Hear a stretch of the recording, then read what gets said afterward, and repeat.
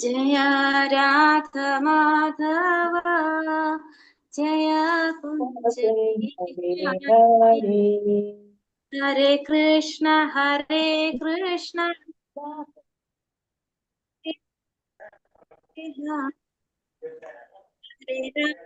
हरे राम राम राम हरे हरे हरे कृष्ण कृष्ण कृष्ण हरे हरे हरे राम राम राम हरे हरे ഹരേ Krishna. Shri Shri Radha Govind temple ISKCON മാംഗ്ലൂരിന്റെ ഉപദേശാമൃത ക്ലാസ്സിലേക്ക് എല്ലാവർക്കും സ്വാഗതം. ഹരേ കൃഷ്ണ. ഓം നമോ ഭഗവതേ വാസുദേവായ. ഓം നമോ ഭഗവതേ വാസുദേവായ. ഓം നമോ ഭഗവതേ വാസുദേവായ. ഓം അജ്ഞാനതിമിരാന്ധസ്യ ജ്ഞാനാഞ്ജനാശലാകയ ചക്ഷുരുന്മീലിതം യേന തസ്മൈ ശ്രീ ഗുരവേ നമഃ. ശ്രീ ചൈതന്യ മനോഭീഷ്ടം സ്ഥാപിതം യേന ഭൂതലേ സ്വയം രൂപ കഥാ മഹ്യം ദദാതി സോപദാന്തികം. വന്ദേഹം ശ്രീഗുരോ ശ്രീയുതപദകമലം ശ്രീഗുരോൻ വൈഷ്ണവാം ച ശ്രീരൂപം സാഗ്രജാതം സഹഗണ രഘുനാഥാന്വിതം തം സജീവം സാദൈതം സാവധൂതം പരിജനസഹിതം കൃഷ്ണ ചൈതന്യദേവം ശ്രീരാധാ കൃഷ്ണപാദാൻ സഹഗണ ലളിതാ ശ്രീവിശാഖാന്വിതാംശ്ച. ഹേ കൃഷ്ണ കരുണാ സിന്ധോ ദീനബന്ധോ ജഗത്പദേ ഗോപേശ ഗോപികാ കാന്ത രാധാ കാന്ത നമോസ്തുതേ. തപ്ത കാഞ്ചന ഗൗരാംഗീ ശ്രീരാധേ വൃന്ദാവനേശ്വരി വൃഷഭാനുസുതേ ദേവി പ്രണമാമി ഹരിപ്രിയേ. വാഞ്ചാകൽപതരൂപേശ്ച കൃപാ സിന്ധോഭ്യ ഏവ ച പതിതാനാം പാവനേഭ്യോ വൈഷ്ണവേഭ്യോ നമോ നമഃ. നമോ വിഷ്ണുപാദായ കൃഷ്ണപ്രേഷ്ഠായ ഭൂതലേ ശ്രീമതേ ഭക്തിവേദാന്ത സ്വാമിനിധി നാമിനെ. നമസ്തേ സാരസ്വതേ ദേവേ ഗൗരവാണി പ്രചാരിണേ നിർവിശേഷ ശൂന്യവാദി പാശ്ചാത്യദേശധാരിണേ. ജയ ശ്രീ കൃഷ്ണ ചൈതന്യ പ്രഭു നിത്യാനന്ദ ശ്രീ അദ്വൈത ഗദാധര ശ്രീവാസാദി ഗൗരഭക്തവൃന്ദ. ഹരേ കൃഷ്ണ കൃഷ്ണ കൃഷ്ണ ഹരേ ഹരേ ഹരേ രാമ രാമ രാമ ഹരേ ഹരേ. ഹരേ കൃഷ്ണ. ശ്രീ ശ്രീ രാധാ ഗോവിന്ദ് ടെമ്പിൾ ഇസ്കോൺ മാംഗ്ലൂരിന്റെ ഉപദേശാമൃതം ക്ലാസ്സിലേക്ക് ഒരിക്കൽ കൂടി എല്ലാവർക്കും സ്വാഗതം. ഹരേ കൃഷ്ണ. എല്ലാവർക്കും പ്രണാമം. ഹരേ കൃഷ്ണ. അപ്പൊ നമ്മള് ഉപദേശാമൃതം ഇന്നലെ കുറച്ച് നമ്മൾ നോക്കിയിട്ടുണ്ടായിരുന്നു. അതിന്റെ ബാക്കി നമുക്ക് ഇന്ന് നോക്കാം. പക്ഷെ ഇന്നലെ നമ്മൾ പറഞ്ഞത് ആദ്യം തന്നെ നമുക്കൊന്ന് പറയണം, ഓർക്കണം. എന്തൊക്കെയാ നമ്മൾ ഇന്നലെ പഠിച്ചത്? എങ്ങനെയുള്ളവർക്കാണ് ലോകം മുഴുവൻ ശിഷ്യന്മാർ ഉണ്ടാക്കാൻ അർഹതയുള്ളത്? എങ്ങനെയുള്ളവർക്കാണ്? സംസാരിക്കുന്നതിനുള്ള തുരയെയും മനസ്സിന്റെ വിവിധ ആഗ്രഹങ്ങളെയും മുഖത്തിന്റെ പ്രവർത്തനങ്ങളെയും നാവിന്റെ ത്വരതകളെയും അനുഭവിക്കുന്നതിനുള്ള ത്വരകൾ ഉദരത്തിന്റെയും ഉൽപാദനേന്ദ്രിയത്തിന്റെയും ത്വരകളെയും സഹിക്കുവാൻ കഴിയുള്ളവർക്കാണ് ലോകം മുഴുവനും ശിഷ്യന്മാർക്ക് ഉണ്ടാകാനുള്ള അർഹതയുള്ളത്. ശിഷ്യന്മാരെ സ്വീകരിക്കാനായിട്ട്. അതായത് 6 തരത്തിൽ 6 കാര്യങ്ങളാ പറഞ്ഞത് അല്ലെ? നമ്മള് ഏതൊക്കെയാണ് പറഞ്ഞ? വാക്കിന്റെ വാക്ക്, മനസ്സ്, സംസാരം, മനസ്സ്, കോപം, നാവ്, പിന്നെ ഉദരം, ജനനേന്ദ്രിയ. ഈ 6 കാര്യങ്ങൾ നിയന്ത്രിക്കാൻ സാധിക്കുന്നവന് ഭൂമിയെ മുഴുവൻ ശിഷ്യപ്പെടുത്താനുള്ള അർഹതയുണ്ട് അല്ലെ? കഴിവുള്ളവനായിരിക്കും. ആ വ്യക്തിയെ നമുക്ക് ധീരൻ എന്ന് പറയാം. ഒരു ഗുരുവായിട്ട് നമുക്ക് അംഗീകരിക്കാനായിട്ട് സാധിക്കും. അപ്പൊ 6 കാര്യങ്ങൾ നമ്മൾ മെയിൻ ആയിട്ട് കണ്ടത്: സംസാരിക്കാനുള്ള ത്വര, പിന്നെ സംസാരം, മനസ്സ്, ഉദയം, ജനനേന്ദ്രിയ ത്വര. ഇത് നിയന്ത്രിക്കാൻ സാധിക്കുന്ന വ്യക്തിക്ക് ഈ ഭൂമി മുഴുവനും ശിഷ്യപ്പെടുത്താനുള്ള കഴിവുണ്ടായിരിക്കും. ഹരേ കൃഷ്ണ മാതാജി. പറഞ്ഞോളൂ മാതാജി. ബീന മാതാജി ഒന്ന് പറഞ്ഞേ മാതാജി. ഹരേ കൃഷ്ണ. വേറെ ആരും പറയരുത്. ബീന മാതാജി മ്യൂട്ടാണ്. മ്യൂട്ടിലാണ് മാതാജി. സംസാരിക്കാനുള്ള വാസന, പിന്നെ വാക്കുകൊണ്ടുള്ള വാസന, പിന്നെ ആഹാരം, ഉദരത്തിന്റെ ത്വര, പിന്നെ ജനനേന്ദ്രിയത്തിന്റെ ത്വര, പിന്നെ മനസ്സിന്റെ ത്വര, ക്രോധം. ഇത് ഇത്രയും 6 കാര്യങ്ങളെ അടക്കുന്നവനാണ് യഥാർത്ഥ ധീരനും. അവനാണ് ലോകം മുഴുവനും ശിഷ്യരെ സമ്പാദിക്കാനുള്ള കഴിവ് ഉള്ളവനും. ഹരേ കൃഷ്ണ. ശ്രീകല മാതാജി പറഞ്ഞോളൂ. മാതാജി മ്യൂട്ടിലാണ്. സംസാരിക്കുവാനുള്ള ത്വര, മനസ്സിന്റെ ത്വരകൾ, ക്രോധം കൊണ്ടുള്ള ത്വര, വയറിന്റെ ഉദരത്തിന്റെ ത്വര, ജനനേന്ദ്രിയത്തിന്റെ ത്വര, ഇവയെല്ലാം അടക്കാനും സഹിക്കുവാനും കഴിയുന്നവന് ഈ ഭൂമിയെ മുഴുവനും ശിഷ്യപ്പെടുത്തുവാൻ സാധിക്കും. ഹരേ കൃഷ്ണ മാതാജി. അംബിക മാതാജി,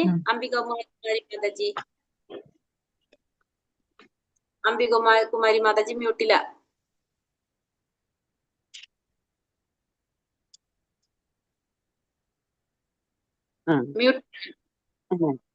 സംസാരിക്കാനുള്ള ത്വര, മനസ്സിന്റെ ത്വര, കോപത്തിന്റെ ത്വര, നാവിന്റെ ത്വര, വയറിന്റെയും ജനനേന്ദ്രിയത്തിന്റെയും ത്വര, ഈ ത്വരകളെ എല്ലാം നിയന്ത്രിക്കാൻ കഴിവുള്ള ആളിനാണ് കേട്ടാ മാതാജി.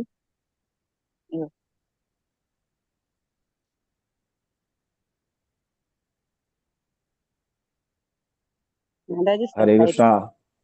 എന്റെയാണോ പ്രോബ്ലം? നെറ്റ്? അതെ അതെ അതെ, ഞാൻ അവിടെ കേട്ടായിരുന്നു ആരെങ്കിലും? ഞാൻ കേട്ടില്ല. എന്താ പറയാ, കേട്ടു മാതാജി, കുഴപ്പമില്ല, കറക്റ്റ് ആണല്ലോ. അപ്പൊ പിന്നെ നമ്മൾ വേറെ എന്താ പറഞ്ഞത്? അപ്പൊ നമ്മൾ ഒന്നാമത്തെ ശ്ലോകം നമ്മൾ അങ്ങനെ കണ്ടു. പിന്നെ വേറെ എന്തൊക്കെ ഇന്നലെ പഠിച്ചത്? പ്രായശ്ചിത്തത്തെ എന്തിനോടാണ് ഉപമിച്ചിരിക്കുന്നത്? മന്ത്രം ലഭിച്ചിട്ട് വീണ്ടും പാപം ചെയ്താൽ ആ ഫലമില്ല. പരീക്ഷിത് രാജാവ് സുഖദേവ ഗോസ്വാമിയോട് ചോദിച്ച ചോദ്യം. ചോദിച്ചിരുന്നോ എന്തൊന്ന്? ഇങ്ങനെ ചെയ്യുന്നതിനാണെങ്കിൽ പ്രായശ്ചിത്തം ചെയ്യുന്നത്, പ്രായശ്ചിത്തം ചെയ്യുന്നതിനെ കുറിച്ച് ചോദിച്ചു. അപ്പൊ അതിനെന്താണ് ഉത്തരം കിട്ടിയത്? നമുക്ക് എന്താ ചെയ്യേണ്ടത്? ഇന്ദ്രിയങ്ങളെ നിയന്ത്രിക്കാൻ നമ്മൾ പ്രായശ്ചിത്തം ചെയ്യുന്നു. അതിന് പറഞ്ഞ ഉത്തരം എന്താണ്? ആ പ്രായശ്ചിത്തം എങ്ങനെയായിരിക്കണം എന്ന് പറഞ്ഞു നമ്മള്. കൃഷ്ണാവബോധത്തോടുകൂടി ശരിയായ പ്രായശ്ചിത്തം. കൃഷ്ണാവബോധത്തോടുകൂടി ഒരു പാപകർമ്മത്തിനും തക്കതായ പരിഹാരം ഒരു ശുഭകർമ്മമല്ല. കൃഷ്ണാവബോധത്തെയാണ് ശരിയായ പ്രായശ്ചിത്തം. ജ്ഞാനപരിശീലനം, യോഗ, ഇതിലൂടെയൊക്കെ നമ്മളെ മൈൻഡിനെ നിയന്ത്രിച്ച് അങ്ങനെയല്ലേ? ആരാ പറഞ്ഞാളെന്നൊക്കെ നോക്കിയോ? കാണുന്നില്ലല്ലോ ഈ പറഞ്ഞാളെ. ഹരേ കൃഷ്ണ. നാൻസി ബായി എന്നാന്ന് തോന്നുന്നു മാതാജി. ഹരേ കൃഷ്ണ. പറഞ്ഞിട്ടുണ്ടായിരുന്നില്ലല്ലോ, അതാ ഞാൻ ചോദിച്ചത് എവിടെ ആരാണെന്ന്. യോഗനെ പറ്റി അങ്ങനെ ഇന്നലെ പറഞ്ഞിരുന്നു നമ്മള്.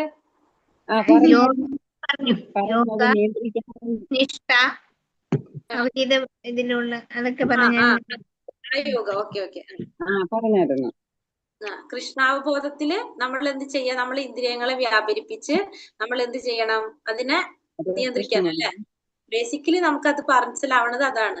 അതിന് നമ്മൾ ഉദാഹരണം കണ്ടൊരു കള്ളനെ വെച്ചിട്ട് അല്ലെ, കള്ളൻ എന്താ പറയാ, കളവ് നടത്തിയിട്ട് ജയിലിൽ പോയിട്ട് ശിക്ഷ അനുഭവിക്കും. അത് കഴിഞ്ഞിട്ട് തിരിച്ചു വന്നിട്ട് വീണ്ടും എന്തെന്നെ ചെയ്യും? അത് തന്നെ ചെയ്യും. അപ്പൊ അങ്ങനെ ചെയ്യുന്നുണ്ട്. നമ്മൾ ചെയ്യുന്ന പോലെ തന്നെ നമ്മള് വേറെ രീതിയിൽ ചെയ്യണു, കള്ളൻ വേറെ രീതിയിൽ ചെയ്യണം. അതിലുള്ള വ്യത്യാസം. രണ്ടും ചെയ്യുന്നതൊന്നും തന്നെയാണ്, വ്യത്യാസമൊന്നുമില്ല അല്ലെ? അപ്പൊ നമ്മൾ എന്താ ചെയ്യുന്നത്? നമ്മൾ ഈ പറഞ്ഞ പോലെ തന്നെ നാമം ജപിക്കും. അത് കഴിഞ്ഞ് അതവിടെ എടുത്ത് അടച്ചു വെച്ചിട്ട് പിന്നെ നമ്മളെ കാര്യങ്ങൾ നമ്മള് ചെയ്തുകൊണ്ടിരിക്കും. അങ്ങനെ നമ്മൾ വേറെ രീതിയിൽ ചെയ്യണു, കള വേറെ രീതിയിൽ ചെയ്യണു എന്നുള്ള വ്യത്യാസം. നമ്മൾ എന്താ ചെയ്യേണ്ടത്? നമ്മൾ പതുക്കെ മാറി വരണം. അതാണ് നമ്മൾ പഠിച്ചത്. പിന്നെ അതില് വേറെ ഒന്നും കൂടി പഠിച്ചു, ഭാഷണത്വര അല്ലെ? നമ്മള് മൗനം, അതുപോലെ നിയന്ത്രിക്കുന്നത്. അതെങ്ങനെയായിരിക്കും എന്ന് പറഞ്ഞു. സംസാരിക്കാതെ മിണ്ടാതിരിക്കുകയാണ് വേണ്ടത്. എങ്ങനെയാണ് വേണ്ടത്? ശരിയായ കടന്നു വരണം. ചില തത്വങ്ങൾ അനുസരിച്ച് പരിശീലനം നേടണം. കൃഷ്ണാവബോധം പരിശീലിക്കുക, ഇതാണ് യഥാർത്ഥ പരിശീലനം.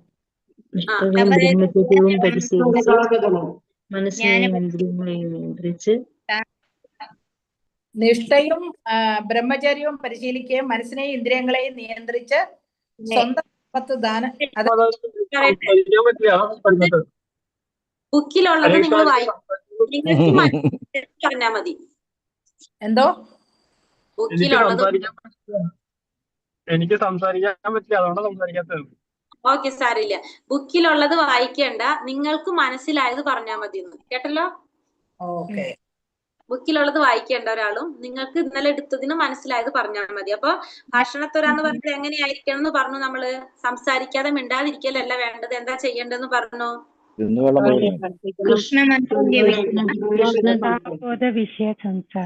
സംസാരിക്കുക. അതെ, പിന്നെ ഭഗവാന്റെ നാമം, രൂപം, ഗുണങ്ങൾ അതൊക്കെ കീർത്തിക്കുക. അങ്ങനെയായിരിക്കണം നമ്മൾ എന്ത് ചെയ്യേണ്ടത്? നമ്മള് നാവിനെ അങ്ങനെയല്ലേ നമ്മൾ പറഞ്ഞത്? അപ്പൊ അത്രയും വരെ എല്ലാവർക്കും മനസ്സിലായോ? 6 ഗോസ്വാമികളുടെ പേര് പറഞ്ഞായിരുന്നു മാതാജി. 6 ഗോസ്വാമിമാർ ആരൊക്കെയാണ്? ശ്രീരൂപ ഗോസ്വാമി, സനാതന ഗോസ്വാമി, രഘുനാഥ ഭട്ട ഗോസ്വാമി, ശ്രീജീവ ഗോസ്വാമി, ഗോപാല ഭട്ട ഗോസ്വാമി, രഘുനാഥ ഭട്ട ഗോസ്വാമി. ഈ ഗോസ്വാമി ഗോദാസനും തമ്മില് വ്യത്യാസം എന്തുള്ളൂ? വരുന്നുണ്ട് മാതാജി. നമ്മൾ ഈ അധ്യായത്തിൽ വരുന്നുണ്ട്. അപ്പൊ നമ്മൾ പറഞ്ഞു വാചോ വേഗം, മനസാ ക്രോധ വേഗം, ജിഹ്വാ വേഗം, ഉദര ഉപസ്ഥ വേഗം, ഏതാൻ വേഗാൻ യോ വിഷഹേത ധീരഃ സർവാമപീമ പൃഥിവീം സശിഷ്യാത്. അല്ലെ? ഒരു 4 പേര് ഓരോരുത്തരായിട്ട് ഈ ശ്ലോകം ഒന്ന് വായിച്ചേ. ഇന്ന് തന്നെയല്ല അധ്യായം. ഒരു 4 പേര്, ഇന്നലെ വായിക്കാത്തവര് 4 പേര് കേട്ടോ.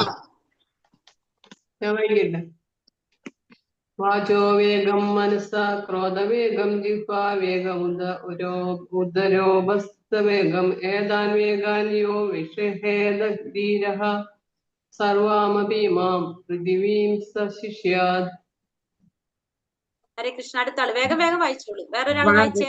വാചോ വേഗം, മനസ ക്രോധവേഗം, വേഗമുദരോപസ്ഥവേഗം, ഏതാൻ വേഗ യോ വിഷഹേത ധീര സർവമപീവ പൃഥിവീം ശിഷ്യാത്.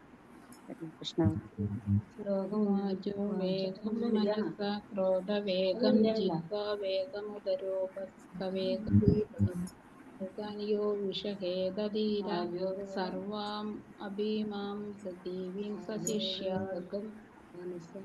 വാചോ വേഗം, മനസ ക്രോധവേഗം, ജിഹ്വാ വേഗം, ഉദരോമസ്തവേഗം, ഏതാൻ വേഗാൻ യോ വിഷഹേത ധീരഃ സർവാമപി മാം പൃഥിവീം സശിഷ്യാത്. ഹരേ കൃഷ്ണ. ഹരേ കൃഷ്ണ. നമുക്ക് ക്ലാസ്സിലേക്ക് പോകാം. ഇതെന്തിനാ വായിപ്പിക്കുന്നറിയോ? മറക്കാതിരിക്കാൻ വേണ്ടിട്ട് ചെയ്യുന്നത് കേട്ടാ. വെറുതെ നമ്മൾ വായിച്ചു പോവാനല്ല.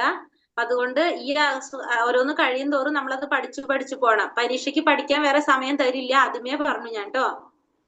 കേട്ടല്ലോ എല്ലാവരും? ചോദിക്കരുത് സ്റ്റഡി ലീവ്. ശ്ലോകം കാണാതെ ബൈഹാർട്ടാക്കണം. വേണ്ട ശ്ലോകം പഠിക്കേണ്ട. പക്ഷെ മീനിങ് അറിഞ്ഞിരിക്കണം. വേഗം ഉദരോപസ്ഥവേഗം, ഏതാൻ വേഗാൻ യോ വിഷഹേത ധീര സർവ.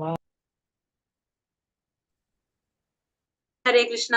അപ്പൊ നമ്മളിനി അടുത്ത ഭാഗം നമ്മൾ ഇന്നലെ 6ാമത്തെ പേജ് വരെ നിർത്തിയിട്ടുള്ളത്. ഇനി പറയാണ് ഭഗവാൻ കൃഷ്ണൻ എങ്ങനെയാണെന്നാ പറയുന്നത്? സൂര്യനെ പോലെയാണെന്നാ പറയുന്നത്. ഭഗവാൻ കൃഷ്ണൻ സൂര്യനെ പോലെയാണ്, മായ അന്ധകാരം പോലെയും. സൂര്യൻ ഉള്ളപ്പോൾ അന്ധകാരത്തിന്റെ പ്രശ്നം ഉദിക്കുന്നില്ല. അപ്പൊ സൂര്യനെ പോലെയാണ് ആരെ പറയുന്നത്? കൃഷ്ണനെ പോലെയാണ്. സൂര്യൻ എങ്ങനെയാണ്? സൂര്യൻ നമുക്ക് പ്രകാശം തരുന്നതാണ് അല്ലെ? സൂര്യൻ ഉള്ള പ്രകാശം തരുന്നതാണ് സൂര്യൻ. ആ സൂര്യനെ പോലെയാണ് ഭഗവാൻ. സൂര്യൻ ഉള്ളിടത്ത് എന്തുണ്ടാവില്ല? ഇരുട്ടുണ്ടാവില്ല. അതേപോലെ തന്നെ ഭഗവാൻ ഉള്ളിടത്ത്, അല്ലെങ്കിൽ ഭഗവാന്റെ നാമം. അതിന്റെ മുകളിലത്തെ ചെറിയ പാരഗ്രാഫ് പറഞ്ഞിട്ടില്ലായിരുന്നു മാതാജി? ഹരേഷ്ണ മാതാജി വായിക്കാം. സൂര്യൻ ഉള്ളിടത്ത് എന്താ പറയുന്നത്? കൃഷ്ണൻ സൂര്യനെ പോലെയാണ്, മായ അന്ധകാരം പോലെയാണ്. അപ്പൊ സൂര്യൻ ഉള്ളപ്പോ എന്തുണ്ടാവില്ല? അവിടെ അന്ധകാരം ഉണ്ടാവില്ല.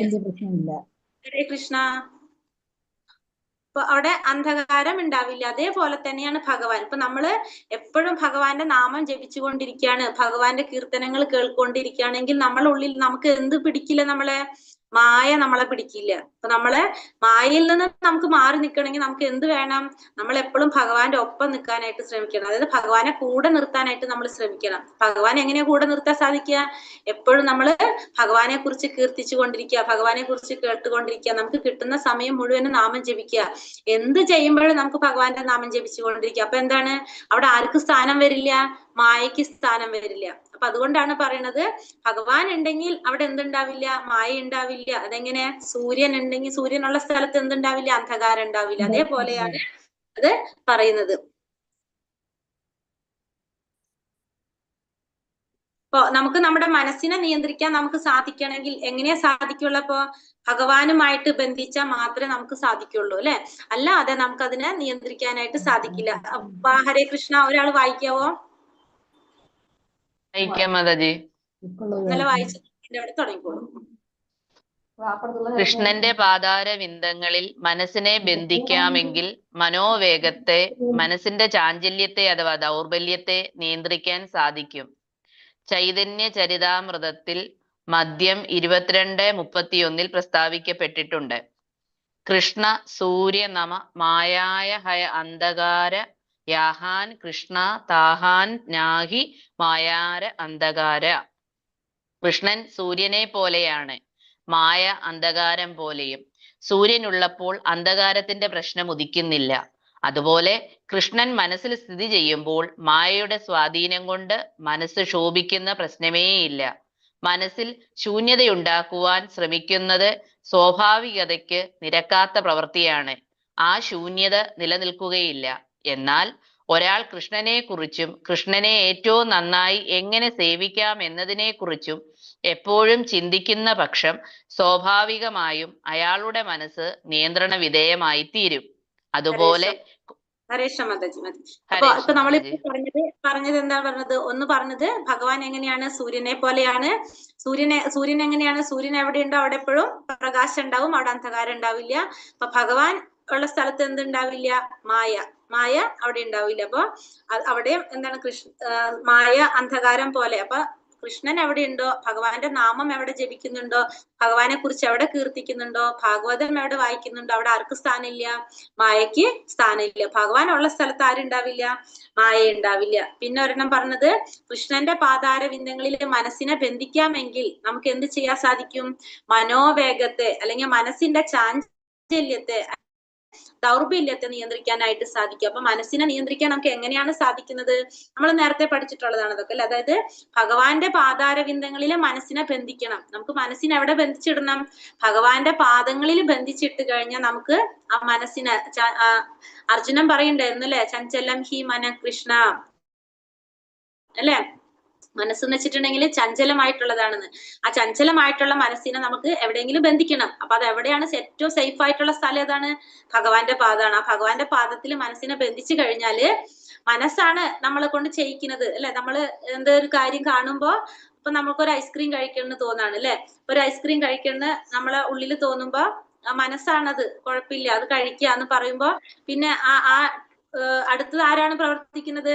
ആ മനസ്സിൽ തോന്നി അത് കഴിക്കണം തോന്നുമ്പോ പിന്നെ അടുത്തത് ആര് വരും? അവിടെ കഴിക്കണമെങ്കിൽ ടേസ്റ്റ്. അപ്പോഴേക്കും ആര് വരും? നമ്മളെ ഇന്ദ്രിയായിട്ടുള്ള നാവ് അതിന്റെ വഴിക്ക് പോകും. ആ നാവും മനസ്സും കൂടി അങ്ങോട്ട് പോകും. അപ്പൊ നമ്മൾ എന്ത് ചെയ്യണം? ആ മനസ്സിനെ അവിടെ പിടിച്ചു നിർത്തി കഴിഞ്ഞാൽ നാവിനെ അങ്ങോട്ട് പോകാനായിട്ട് സാധിക്കില്ല. ക്ലിയർ ആയി ഞാൻ പറഞ്ഞത്? നമുക്കിപ്പോ ഒരു ഐസ്ക്രീം കഴിക്കാൻ തോന്നിയേ നമ്മളെ മനസ്സിൽ തോന്നാണ് ഐസ്ക്രീം കഴിക്കുക. അപ്പൊ നമ്മൾ എന്ത് ചെയ്യും? ഐസ്ക്രീം കഴിക്കാനായിട്ട് നമ്മൾ റെഡിയായി, മനസ്സുകൊണ്ട് റെഡിയായി. അപ്പൊ പിന്നെ അടുത്തത് ആര് പ്രവർത്തിക്കും അവിടെ?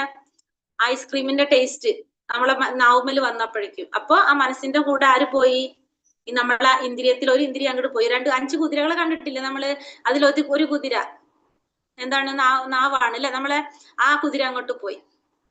പിന്നെ അതല്ല, മനസ്സിന് തോന്നാണ് ഒരു പൂവ് കണ്ടപ്പോ അല്ലെങ്കിൽ എന്തെങ്കിലും വേറെ എന്തെങ്കിലും കാണുമ്പോ, എന്തെങ്കിലും ഇഷ്ടമുള്ള വസ്തുക്കൾ കണ്ടപ്പോ ആരും ഒരു ആകർഷണം തോന്നി, അതിന്റെ പിന്നാലെ പോകാൻ തോന്നി ആ മനസ്സ്, എന്താണ് നമ്മളെ ഇന്ദ്രിയം, എന്താണ് പിന്നെ നമ്മളെ കണ്ണ് അല്ലെ, നാക്ക് മൂക്ക് തൊക്ക് കണ്ണല്ലേ, അപ്പൊ ഇതിന്റെ കൂടെ അത് പോകും. അങ്ങനെ ഓരോന്നിന്റെ കൂടെ ഓരോന്നും എന്ത് ചെയ്യാണ്? ഈ 5 ഇന്ദ്രിയങ്ങൾ അപ്പൊ മനസ്സിന്റെ പോലെ 5 ഇടത്തേക്ക് പോകും.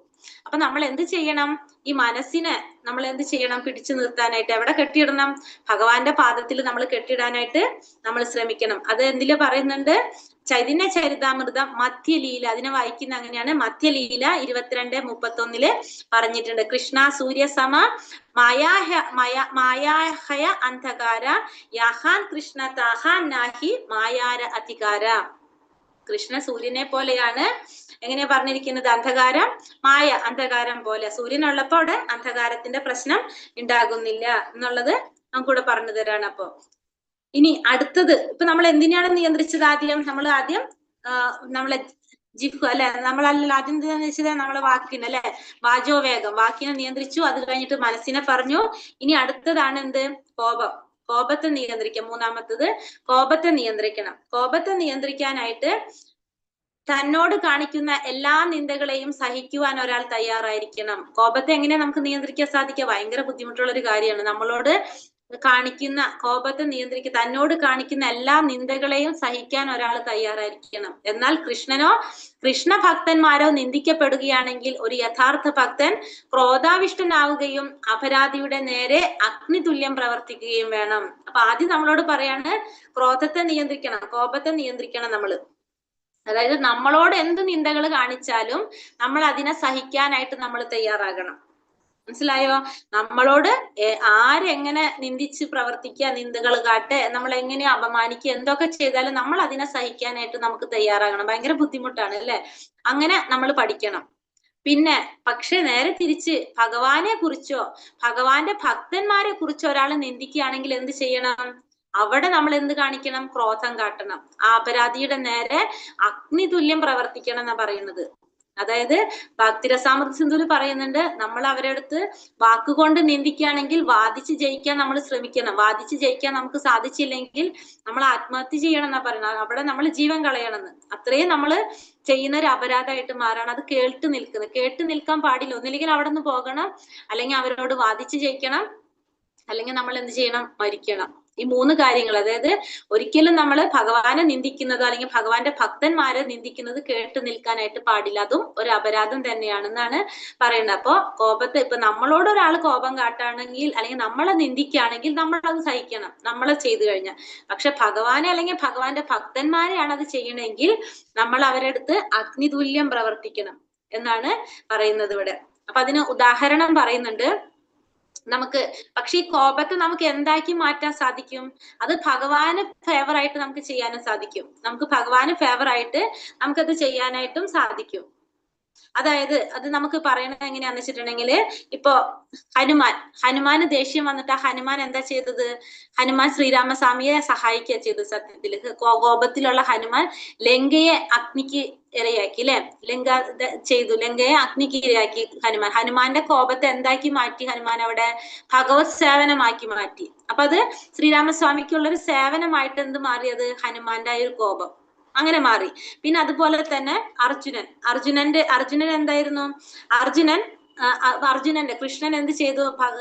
ആ ക്രോധത്തെ ഉത്തേജിപ്പിച്ചിട്ട് എന്താക്കി മാറ്റി? നീ യുദ്ധം ചെയ്യണം എന്നുള്ളൊരു ലെവലിലേക്ക് യുദ്ധം ചെയ്യാനായിട്ട് കൊണ്ടുവന്നു. അങ്ങനെ അതിനെന്ത് ചെയ്തു? എന്താക്കി മാറ്റി? ഭഗവാന്റെ സേവനത്തിലേക്ക് കൊണ്ടുവരാണ് ചെയ്തത്. പിന്നെ വരാരോ? വായിച്ചോളൂ മാതാജി. ഇത് വേറെ ആരെങ്കിലും വായിക്കാവോ ഈ പാരഗ്രാഫ്? നോക്കപ്പോ ഞാൻ വായിക്കാം. അതേപോലെ കോപത്തെയും നിയന്ത്രിക്കണം. കോപത്തെ അപ്പാടെ നമുക്ക് ഉപേക്ഷിക്കുവാൻ സാധ്യമല്ല. എന്നാൽ ഭഗവാനെയോ ഭഗവത് ഭക്തന്മാരെയോ നിന്ദിക്കുന്നവരോട് കോപിക്കുന്നുവെങ്കിൽ നാം കൃഷ്ണാവബോധ പരിധിക്കുള്ളിൽ നമ്മുടെ കോപത്തെ നിയന്ത്രിക്കുന്നു എന്ന് നിശ്ചയിക്കാം.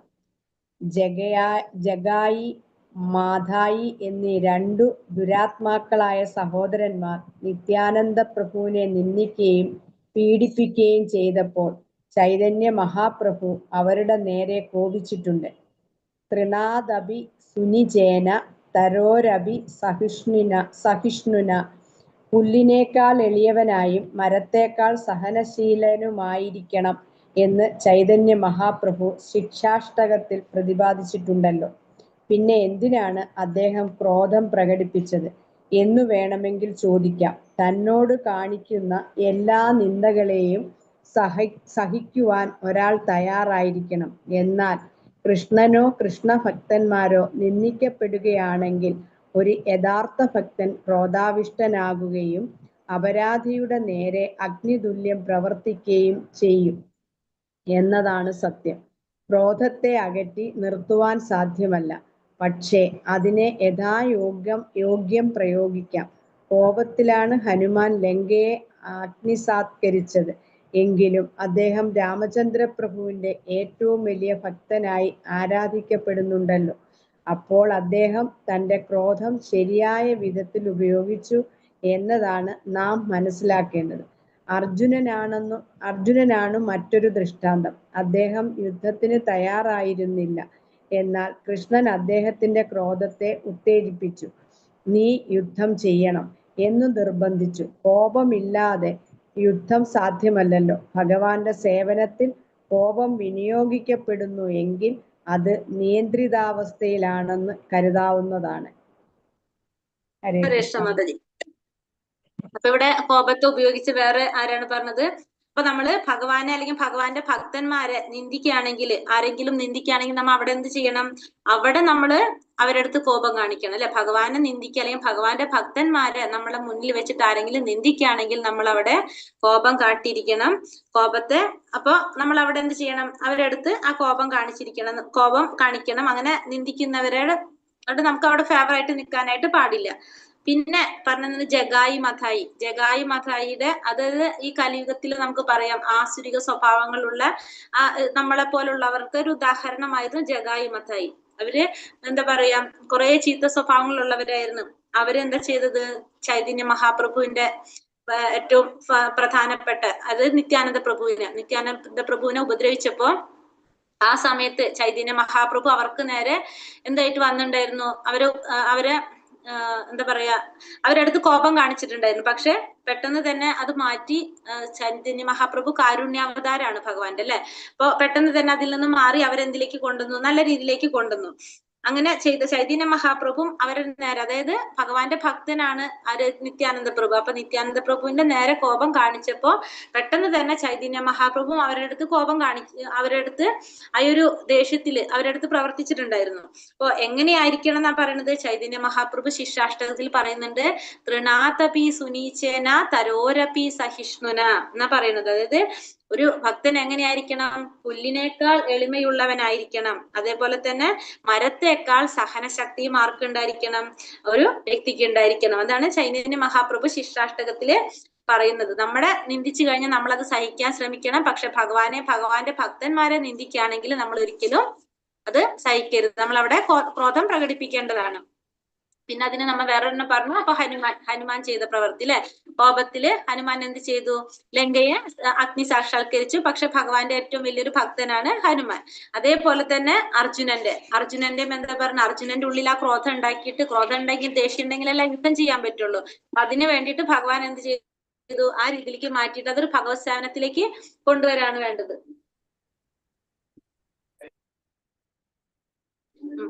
അപ്പൊ അങ്ങനെയാണ് ആര് ചെയ്തത്? അവിടെ അർജുനന്റെ ചെയ്തത്. അപ്പൊ ക്രോധം നമുക്ക് ഉണ്ടാവണമെങ്കിൽ നമ്മളത് എങ്ങനെ ചെയ്യണം? ഭഗവാന്റെ സേവനത്തിനായിട്ട് നമുക്കത് ഉപയോഗിക്കാം. പക്ഷെ അല്ലാതെ നമുക്ക് വേണ്ടിയിട്ട് നമ്മുടെ ഇന്ദ്രിയത്തിന്റെ ആ ഒരു കോപം എന്നുള്ള രീതിയിൽ നമ്മൾ എന്ത് ചെയ്യാൻ പാടില്ല?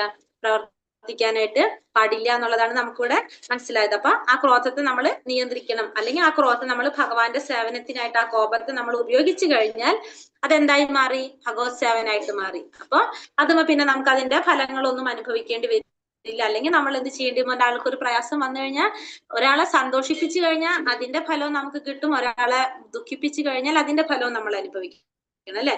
അതുകൊണ്ട് നമ്മൾ എന്ത് ചെയ്യണം? അത് എങ്ങനെയാക്കി മാറ്റണം? ഭഗവത് സേവനത്തിലേക്ക് കൊണ്ടുവരാനായിട്ട് ശ്രമിക്കണം. പുല്ലിനേക്കാൾ എളിമയും മരത്തേക്കാൾ സഹിഷ്ണുത, സഹിക്കാനായിട്ട് കഴിവ്. മരത്തിനേക്കാൾ സഹിഷ്ണുത എന്ന് പറയാൻ കാരണം, മരം എവിടെയാണ് നിൽക്കുന്നത്? നമ്മളെ പോലെ വീട്ടിലാണോ മരം ഇരിക്കുന്നത്? അല്ല, പുറത്ത്. ചൂടായാലും തണുപ്പായാലും എല്ലാ കാലാവസ്ഥയിലും അത് അതേ പടി സഹിച്ച് നിൽക്കാണ്. സ്വെറ്റർ ഇടുന്നില്ല, ചൂട് സമയത്ത് കൂളർ വയ്ക്കുന്നില്ല, ഫാനില്ല, ഒന്നുമില്ല അല്ലെ. എല്ലാം സഹിച്ച് നമ്മളെ പ്രകൃതിയിൽ വരുന്ന എല്ലാ മാറ്റങ്ങളും, വെള്ളപ്പൊക്കം വന്നാലും ഭൂകമ്പം വന്നാലും എന്ത് വന്നാലും ആ മരം എങ്ങനെയാ നിൽക്കുന്നത്? എല്ലാം സഹിച്ച് നിൽക്കാണ്. വേനൽക്കാലം വന്നാലും വർഷക്കാലം വന്നാലും അതിൽ ഇലകൾ പോകുന്നുണ്ട്, വരുന്നുണ്ട്, ഇതൊക്കെ ഉണ്ട്. ഇങ്ങനെയൊക്കെ സംഭവിച്ചാൽ ആ മരം എന്താണ് ചെയ്യുന്നത്? സഹിച്ച് അവിടെ നിൽക്കുക അല്ലെ. ആ വൃക്ഷത്തിലെ ജീവാത്മാക്കൾ അങ്ങനെയാണ്. അതുകൊണ്ടാണ് പറയുന്നത് വൃക്ഷത്തെ പോലെ നമുക്ക് എന്തുണ്ടാവണം? സഹനശക്തി ഉണ്ടാവണം എന്ന് പറയുന്നത്. ക്ലിയർ ആയോ? ഹരേ കൃഷ്ണ. ഹരേ കൃഷ്ണ. ഇനി എന്താ പറയുന്നത്? ഇനി അടുത്തത് രസനയുടെ ത്വരകളെ നിയന്ത്രിക്കണം. പ്രസാദം മാത്രം ഭക്ഷിച്ച് അതിനെ നിയന്ത്രിക്കണം. പ്രസാദം മാത്രം കഴിക്കൂ എന്ന തത്വത്തിൽ ഉറച്ചു നിന്നാൽ ജിഹ്വ നിയന്ത്രണം സാധ്യമാകും. ഇനി അടുത്തത് നമ്മൾ എന്താ ചെയ്യേണ്ടത്? രസനയുടെ ത്വരകളെ, രസന എന്ന് വെച്ചിട്ടുണ്ടെങ്കിൽ നാവിന്റെ ത്വരകൾ നമ്മൾ ഇനി നിയന്ത്രിക്കണം. നാവിന്റെ ത്വരകൾ നിയന്ത്രിക്കണമെങ്കിൽ എങ്ങനെയാണ്? നമ്മൾ പലതരത്തില് നമുക്ക് ആഗ്രഹിക്കാം, നമുക്ക് പലതരത്തിലുള്ള രുചികരമായിട്ടുള്ള ഭക്ഷണങ്ങളൊക്കെ നമ്മൾ ആഗ്രഹിക്കാം. പക്ഷെ നമ്മൾ എന്ത് ചെയ്യാൻ പാടില്ല, അത് ആ നാവിനെ അതിഷ്ടാനുസരണം കഴിക്കാനായിട്ട് കൊടുക്കാനായിട്ട് പാടില്ല, അനുവദിക്കാനായിട്ട് പാടില്ല. നമ്മൾ എന്ത് ചെയ്യണം, പ്രസാദം മാത്രം ഭക്ഷിച്ച് അതിനെ നിയന്ത്രിക്കണം. അങ്ങനെയാണ് നമുക്ക് എന്തിനെ നിയന്ത്രിക്കാൻ സാധിക്കുന്നത്? ഒരു കാര്യം നാവിനെ നിയന്ത്രിക്കാൻ സാധിക്കുന്നത് പ്രസാദം ഭക്ഷിച്ചുകൊണ്ടായിരിക്കണം. 2 തരത്തിൽ ചെയ്യാം നാവിനെ. ഒന്ന് പ്രസാദം ഭക്ഷിച്ചുകൊണ്ടും, ഒന്ന് എന്ത് ചെയ്തുകൊണ്ടും, നാമം ജപിച്ചുകൊണ്ടും, അല്ലെ? കാരണം ഏറ്റവും കൂടുതൽ നമുക്ക് കൺട്രോൾ ചെയ്യാനായിട്ട് ബുദ്ധിമുട്ടുള്ള ഒരു ഇന്ദ്രിയാണ് എന്ത്? ഈ പറഞ്ഞ. അതുകൊണ്ടാണ് ഒരെണ്ണം തന്നെ. നമ്മളെ 2 കണ്ണുകൊണ്ട് നമ്മൾ എന്താ ചെയ്യുന്നത്? 2 കണ്ണുകൊണ്ട് നമ്മൾ കാണുന്നുണ്ട്. നമ്മൾ 2 കണ്ണുകൊണ്ട് വേറെ വേറെ ആണോ കാണുന്നത്? ആണോ? അല്ല, ഒരു കണ്ണുകൊണ്ട് കാണുന്നത് തന്നെയാണ് അടുത്ത കണ്ണുകൊണ്ട് കാണുന്നത്. ചെവിയും അങ്ങനെ തന്നെയല്ലേ? ഈ ചെവി കൊണ്ട് കേൾക്കണത് തന്നെയാണ് ഈ ചെവി കൊണ്ട് കേൾക്കണത്, അല്ലെ? 2 കൈ, നമ്മളെ ഇതൊക്കെ തന്നിരിക്കും. 2 കണ്ണ്, മൂക്ക്, നാസുദ്വാരം, ഇതൊക്കെ എങ്ങനെയാണ്? രണ്ടും ഒരേപോലെ തന്നെയാണ് നടക്കുന്നത്. പക്ഷെ നാവുകൊണ്ട് എന്താണ് 2 പ്രവൃത്തി നമ്മൾ ചെയ്യുന്നുണ്ട്. ഭക്ഷണവും കഴിക്കുന്നുണ്ട്, നാം സംസാരിക്കുന്നുണ്ട്. ആ ഒരെണ്ണം കൊണ്ട് തന്നെ നമുക്ക് ഇത്രയും ബുദ്ധിമുട്ട്. അത് തരണ്ടേന്ന് വിചാരിച്ചിട്ട് ഭഗവാൻ തന്നതാന്ന് തോന്നുന്നു. കാരണം വെച്ചിട്ടുണ്ടെങ്കിൽ അപ്പൊ 2 എണ്ണം ശരിക്കും പറഞ്ഞാൽ എല്ലാത്തിനും ഓരോന്നിനും ഓരോ കാര്യങ്ങൾ ചെയ്യുന്നുണ്ട്. അപ്പൊ ശരിക്കും നമുക്ക് നാവ് 2 എണ്ണം വേണമായിരുന്നു, ഒന്ന് സംസാരിക്കാനും ഒന്ന് ഭക്ഷിക്കാനും വേണ്ടിട്ട്. പക്ഷെ ഭഗവാൻ അത് ഒരെണ്ണേ തന്നിട്ടുള്ളൂ, അല്ലേ? അപ്പൊ ഏറ്റവും കൂടുതൽ നമുക്ക് നിയന്ത്രിക്കാൻ ബുദ്ധിമുട്ടുള്ളത് എന്താണ്? നാവാണ്. അനുഭവം ഉണ്ട് എല്ലാവർക്കും, ആണോ അല്ലേ? അതെ അല്ലെ? അപ്പൊ നാവിനെ നമ്മൾ എന്ത് ചെയ്യണം? നിയന്ത്രിക്കാനായിട്ട് അതിലൊരു ഭാഗം ഏതാണ്? ഭക്ഷണത്തിലൂടെ നമുക്ക് നിയന്ത്രിക്കാൻ സാധിക്കും. അതെങ്ങനെ? പ്രസാദം മാത്രം ഭക്ഷിക്കൂ എന്ന തത്വത്തിൽ ഉറച്ചു നിൽക്കുക. അങ്ങനെയാണ്. അപ്പൊ പ്രസാദം മാത്രം ഭക്ഷിക്കൂ എന്ന് തീരുമാനിച്ചു കഴിഞ്ഞാൽ അങ്ങനെ നമുക്ക് എന്ത് ചെയ്യാം? നാവിനെ നിയന്ത്രിക്കാനായിട്ട് സാധിക്കും. തനിക്ക് കൃഷ്ണപ്രസാദം നൽകുമ്പോൾ മാത്രമേ താൻ ഭക്ഷിക്കുകയുള്ളൂ എന്നുള്ള ഒരു മനോഭാവത്തോടെ നമ്മൾ നിന്ന് കഴിഞ്ഞാൽ ഈ രസനയുടെ ത്വരകളെ നമുക്ക് നിയന്ത്രിക്കാനായിട്ട് സാധിക്കും. നമ്മൾ പ്രസാദം മാത്രമേ കഴിക്കുള്ളൂ എന്നുള്ളത് ചിന്തിക്കാം. ഇനി അതുപോലെ തന്നെ ഇനി അടുത്തെന്താ പറഞ്ഞത്? ഉൽപാദനേന്ദ്രിയത്തിന്റെ ത്വരയെ നിയന്ത്രിക്കാം. ഉൽപാദനേന്ദ്രിയത്തിന്റെ ത്വരയെ നിയന്ത്രിക്കുന്നതിനെ കുറിച്ച് ഇനി അടുത്തത് പറയുന്നത് എന്താണ്? കൃഷ്ണാവബോധം കൊണ്ട് അനുഗ്രഹിക്കപ്പെട്ട സന്താനം ലഭിക്കുന്നതിനായി ജനനേന്ദ്രിയം ഉപയോഗിക്കണം, ഇന്ദ്രിയ സന്ദർപ്പണത്തിനായിട്ടല്ല. അപ്പൊ അവിടെ നമ്മൾ എന്താ ചെയ്യേണ്ടത്?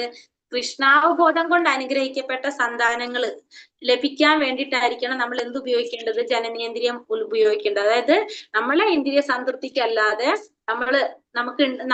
നമുക്ക് ജനിക്കുന്ന മക്കളെ നമ്മൾ എന്തിലേക്ക് കൊണ്ടുവരണം? കൃഷ്ണാവബോധത്തിലേക്ക് അനുഗ്രഹിക്കപ്പെട്ട സന്താനങ്ങൾക്കായിട്ട് നമ്മൾ ഉപയോഗിക്കണം. അങ്ങനെ നമുക്ക് അതിലല്ലാതെ നമ്മളെ ഇന്ദ്രിയ സന്ദർപ്പണത്തിനായിട്ട് ഉപയോഗിക്കാനായിട്ട് പാടില്ല. ഇങ്ങനെ കൃഷ്ണാവബോധ രീതിയിലുള്ള നിയന്ത്രണ പദ്ധതികൾ പരിശീലനം ലഭിച്ച ഒരാൾക്ക് അംഗീകാരമുള്ള ആചാര്യനായിട്ട് മാറാൻ സാധിക്കും. അപ്പൊ ഈ പറഞ്ഞ 6 കാര്യങ്ങൾ ഇപ്പൊ നമ്മൾ പറഞ്ഞല്ലോ. ഇത്തരത്തില് കൃഷ്ണാവബോധ രീതിയിലുള്ള നിയന്ത്രണ പദ്ധതികളിൽ പരിശീലനം ലഭിച്ചു കഴിഞ്ഞാൽ ആ വ്യക്തിക്ക് ആരായിട്ട് മാറാം? പറഞ്ഞുതരാമോ?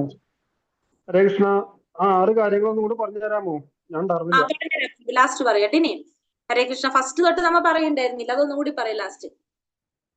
അങ്ങനെ കൃഷ്ണാവബോധ രീതിയിലുള്ള നിയന്ത്രണ പദ്ധതികളിൽ പരിശീലനം ലഭിച്ച ഒരാൾക്ക് അംഗീകാരമുള്ള ഒരു ആചാര്യനായിട്ട് മാറാനായിട്ട് സാധിക്കും.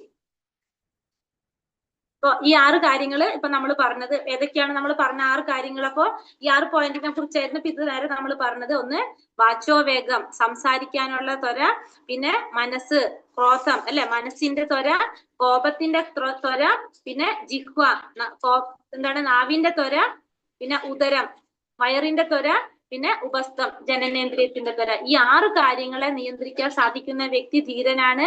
ആ വ്യക്തിക്ക് ഈ ഭൂമിയെ മുഴുവൻ ശിഷ്യപ്പെടുത്താൻ കഴിവുള്ളവനായിരിക്കും എന്നാണ് നമ്മൾ ഇപ്പൊ കണ്ടത്.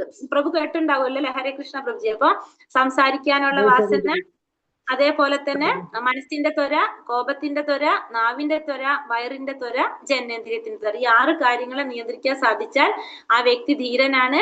ആ വ്യക്തിക്ക് എന്താണ് ലോകം മുഴുവൻ, നമുക്ക് ഈ ഭൂമിയെ മുഴുവൻ ശിഷ്യപ്പെടുത്താനായിട്ട് സാധിക്കും. അപ്പൊ ഈ 6 കാര്യങ്ങളാണ് നമ്മളിവിടെ പറഞ്ഞത്. ഇനി അടുത്തത് പറയുന്നത് ഞാൻ എടുത്തു കൊട്ടട്ടെ കുറച്ച്, അല്ലെങ്കിൽ നമ്മൾ വായിച്ചുകൊണ്ടിരിക്കുമ്പോ നമ്മൾ തീരണില്ല. ഒന്ന് ഇനി പോയിട്ട് നമുക്ക് വായിക്കാം.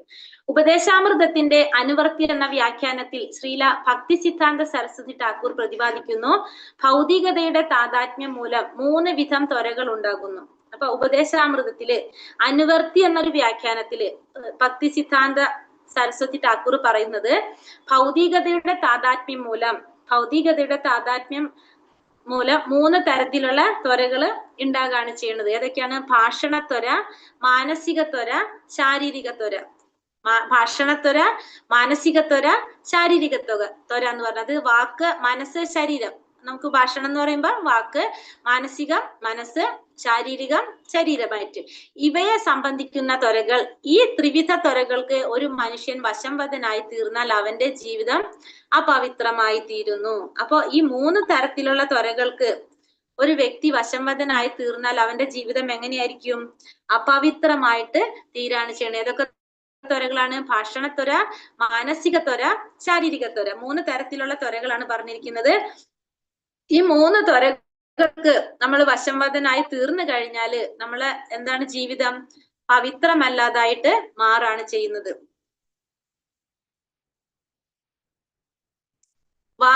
ഫസ്റ്റത്തെ പറയണത് ഭാഷണത്വര, നിഷ്പ്രയോജനങ്ങളായ സംസാരങ്ങളെ അതുകൊണ്ട് ഉദ്ദേശിക്കുന്നത്. നിഷ്പ്രയോജനങ്ങളായ സംസാരങ്ങളെയാണ് ഈ ഭാഷണത്വര എന്നതുകൊണ്ട് ഉദ്ദേശിക്കുന്നത്. എത്രയോ ജനങ്ങൾ അബദ്ധങ്ങൾ സംസാരിക്കുന്നവരായിട്ടും നിഷ്ഫലങ്ങളായ പുസ്തകങ്ങൾ എഴുതി കൂട്ടുന്നവരായിട്ടുമുണ്ട്. ഈ പ്രവണതയെ നേരിടുന്നതിന് വേണ്ടി നാം ഭാഷണത്തെ കൃഷ്ണൻ എന്ന വിഷയത്തിലേക്ക് തിരിച്ചുവിടണം. ഒന്നാമത്തത് ഭാഷണത്വര. ഭാഷണത്വര എന്ന് വെച്ചാൽ നമ്മൾ സംസാരിക്കുന്ന വിഷയങ്ങൾ നമുക്കൊരു പ്രയോജനം ഇല്ലാത്ത വിഷയങ്ങളാണെങ്കിൽ, നമ്മള് ഭഗവത്ഗീതയിൽ പഠിച്ചിട്ടുണ്ടായിരുന്നു അല്ലെ? എന്താ പറഞ്ഞത്? ഒന്നുകിൽ നമുക്ക് ഗുണം ഉണ്ടാവണം, പറയുന്ന വ്യക്തിക്ക് ഗുണം ഉണ്ടാവണം, അല്ലെങ്കിൽ കേൾക്കുന്ന വ്യക്തിക്ക് ഗുണം ഉണ്ടാവണം, അല്ലെങ്കിൽ സമൂഹത്തിന് എന്തെങ്കിലും ഗുണം ഉണ്ടാവണം നമ്മൾ പറയുന്നത് കൊണ്ട്. അങ്ങനെ ഇല്ലെങ്കിൽ അതെന്താണ്? അത് വേസ്റ്റ് ആണ്. അപ്പൊ ഒട്ടും പ്രയോജനങ്ങളല്ലാത്ത സംസാരങ്ങള്, അങ്ങനെ സംസാരിക്കുമ്പോ എന്താണ്? അബദ്ധങ്ങളാണ് നമ്മൾ സംസാരിച്ചു കൂട്ടുക. അത് എന്തിൽ വരുന്നതാണ്? ഈ ഭാഷണത്വരയിൽ വരുന്നതാണ്. പിന്നെ അതുപോലെ തന്നെ നിഷ്ഫലങ്ങളായ പുസ്തകങ്ങൾ എഴുതി കൂട്ടുക. നമുക്ക് ഒരു ആവശ്യമില്ലാത്ത, ഒരു ഉപയോഗം ഇല്ലാത്ത രീതിയിലുള്ള പുസ്തകങ്ങൾ എഴുതി കൂട്ടുന്നവര്. ഈ പ്രവണത നമ്മൾ ഇതിനൊക്കെ നമുക്ക് എന്ത് പറയാം? ഭാഷണത്വര എന്ന് പറയാം. അപ്പൊ നമ്മൾ എന്തിലേക്ക് തിരിച്ചുവിടണം? നമ്മളെ ഭാഷണത്തെ ഭഗവാനിലേക്ക്. നമ്മളെ വിഷയം എന്തായിരിക്കണം? ഭഗവാനായിരിക്കണം, കൃഷ്ണനായിരിക്കണം നമ്മുടെ വിഷയം. അപ്പൊ ഭാഷണത്വര എന്ന് പറയുന്നത് നമുക്ക് ഒട്ടും പ്രയോജനങ്ങളില്ലാത്ത സംസാരങ്ങള്, അത് പിന്നെ അല്ലാന്ന് വെച്ചിട്ടുണ്ടെങ്കിൽ നമുക്കൊരു ഉപയോഗമില്ലാത്ത രീതിയിലുള്ള പുസ്തകങ്ങൾ എഴുതി കൂട്ടുക. ഇതൊക്കെ നമുക്ക് എന്തിൽ പറയാം? ഭാഷണത്വരയിൽ പറയാനായിട്ട് സാധിക്കും.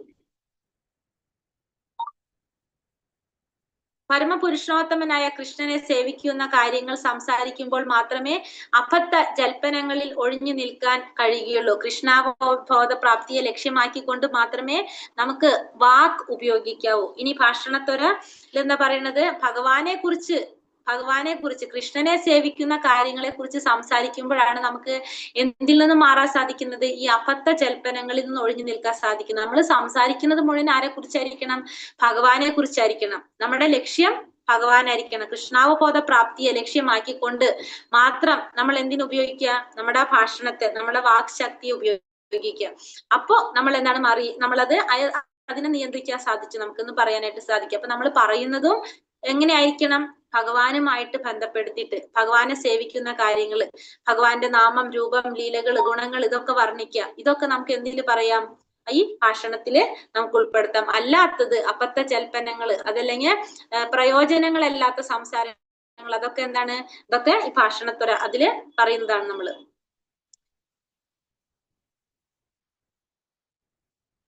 ഹരേ കൃഷ്ണ മാതാജി, ഇത് തൊട്ട് വായിക്കാം. ഉപദേശാമൃതത്തിന്റെ അനുവൃത്തി 8ാമത്തെ പേജില്. ഹരേ കൃഷ്ണ. അനുവൃത്തി തൊട്ട്, ഉപദേശാമൃതത്തിന്റെ അനുവൃത്തി എന്ന വ്യാഖ്യാനത്തിൽ വായിച്ചോട്ടെ മാതാജി? വായിച്ചോളൂ. ഉപദേശാമൃതത്തിന്റെ അനുവൃത്തി എന്ന വ്യാഖ്യാനത്തിൽ ശ്രീല ഭക്തി സിദ്ധാന്ത സരസ്വതി ഠാക്കൂർ പ്രതിപാദിക്കുന്നു.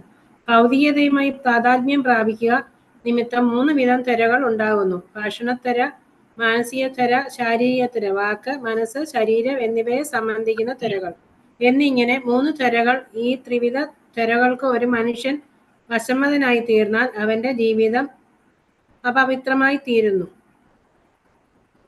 ഈ ത്വരകളെ, അതായത് വാഗ്മന കായികങ്ങളായ അംശങ്ങളെ നിയന്ത്രിക്കുന്നതിൽ പരിശീലിക്കുന്നവനാണ് തപസ്വി അഥവാ യമ നിയമങ്ങൾ പരിശീലിക്കുന്നവൻ.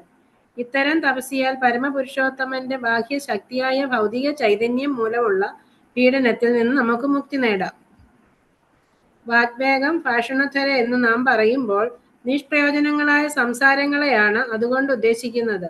നിരാകാര നിർഗുണ ബ്രഹ്മത്തിൽ വിശ്വസിക്കുന്ന മായാവാദികളുടെയും കർമ്മകാണ്ഡ വിധികൾക്കനുസരിച്ച് കാമ്യ കർമ്മങ്ങൾ അനുഷ്ഠിക്കുന്നവരുടെയും അനിയന്ത്രിതമായി വിഷയസുഖങ്ങൾ അനുഭവിക്കണമെന്ന് അഭിലഷിക്കുന്നവരുടെയും ജൽപ്പനങ്ങൾ ഉദാഹരണങ്ങളായിട്ടെടുക്കാം. ഇത്തരം സംസാരങ്ങളും സാഹിത്യ സൃഷ്ടികളും ഭാഷണത്വരയുടെ പ്രകാശനങ്ങളാണ്. എത്രയോ ജനങ്ങൾ അബദ്ധങ്ങൾ സംസാരിക്കുന്നവരായിട്ടുണ്ട്. നിഷ്ഫലങ്ങളായ ഒട്ടു വളരെ പുസ്തകങ്ങൾ എഴുതി കൂട്ടുന്നവരായിട്ടുമുണ്ട്. ഇതെല്ലാം ഭാഷണത്വരയുടെ ഫലങ്ങൾ അത്രേ. ഈ പ്രവണതയെ നേരിടുന്നതിൽ നാം ഭാഷണത്തെ കൃഷ്ണൻ എന്ന വിഷയത്തിലേക്ക് തിരിച്ചുവിടണം. അക്കാര്യം ശ്രീമദ് ഭാഗവതത്തിൽ പറഞ്ഞിരിക്കുന്നത് നോക്കുക. 1:5-10-11. ന യത് വചിത്രപദം ഹരേർ യശോ ജഗത് പവിത്രം പ്രഗണീത കർഹിചിത് തത് വായസം തീർത്ഥമുശന്തി മനസാ ന യത്ര ഹംസ നിരമത്യ ശിക്ഷയാഹ. ഹരേ കൃഷ്ണ മാതാജി, മതി ട്ടോ. ഹരേ കൃഷ്ണ. അപ്പൊ ഇപ്പൊ ഇവിടെ നമ്മൾ പറഞ്ഞത് എന്താണ്? ഭാഷണത്വര, മാനസികത്വര, ശാരീരികത്വരയെ കുറിച്ചാണ് അല്ലെ പറഞ്ഞത്. അപ്പൊ നമുക്ക് ഭാഷണത്വരയെ കുറിച്ച് നമുക്ക് ഇതിൽ എഴുതിയത് ഒന്നുകൂടി മനസ്സിലായി. അപ്പൊ ഭാഷണത്വര എന്ന് പറയുന്നത് നമ്മൾ എങ്ങനെയായിരിക്കണം എന്ന് പറഞ്ഞു. ഭാഷണത്വര എന്ന് പറയുമ്പോൾ നിഷ്പ്രയോജനങ്ങളായ സംസാരങ്ങളാണ് അതുകൊണ്ട് ഉദ്ദേശിക്കുന്നത്. അപ്പൊ നമ്മൾ എന്ത് ചെയ്യണം? നമ്മൾ അത് ഒഴിവാക്കുക. നമ്മൾ എപ്പോഴും എന്ത് ചെയ്യണം? ഭഗവാനെ കുറിച്ച്, ഭഗവാനുമായിട്ട് ബന്ധപ്പെട്ട കാര്യങ്ങൾ സംസാരിക്കുക. കൃഷ്ണനായിരിക്കണം നമ്മുടെ വിഷയത്തിൽ വരേണ്ടത്. അപ്പൊ നമുക്ക് എന്തായിട്ട് മാറ്റാം? നമുക്ക് അത് മാറ്റാനായിട്ട് സാധിക്കും. അതാണ് ഈ ഭാഷണത്വര. അതില് ഉപദേശാമൃതത്തിന്റെ അനുവൃത്തി എന്ന വ്യാഖ്യാനത്തില് ശ്രീല ഭക്തി സിദ്ധാന്ത സരസ്വതി ഠാക്കൂർ പ്രതിപാദിച്ചിരിക്കുന്നതാണത്. ഇത് ശ്രീമദ് ഭാഗവതത്തിൽ പറയുന്നുണ്ട് ഇതിനെക്കുറിച്ച്. 1-ാമത്തെ സ്കന്ധം 5-ാം അധ്യായം 10-11 ശ്ലോകത്തിൽ പറയുന്നത് നായത് വച ചിത്രപതം ഹരേർ യശോ ജഗത് പവിത്രാം പ്രഗ്നീത കർഹിചിത് തത്വായസം തീർത്ഥമുശ്യന്തി മാനസ നായത്ര ഹംസ നിരമന്തി ശിക്ഷയാ. എന്താ പറയുന്നത്? ഇവിടെ പറയുന്നത് പ്രപഞ്ചത്തെ മുഴുവനും പവിത്രമാക്കി തീർക്കുന്ന ഭഗവാന്റെ അപദാനങ്ങൾ വർണ്ണിക്കാത്ത വാക്കുകളെ മഹാത്മാക്കൾ കാക്കുകൾക്ക് കുളിപ്പാനുള്ള സ്ഥലം പോലെ കരുതുന്നു. സർവദാ പൂർണ്ണന്മാരായ മഹാത്മാ ദിവ്യലോക നിവാസികളായാൽ അവർക്ക് ആ വാക്കുകളിൽ നിന്നൊരാനന്ദം ലഭിക്കുകയില്ല. അതായത് ഇവിടെ നമ്മൾ പറയുന്നച്ചാല് നമ്മള് ഈ പദകോശങ്ങള്, അതല്ലെങ്കിൽ നമ്മൾ എന്ത് പറയാ, നമ്മൾ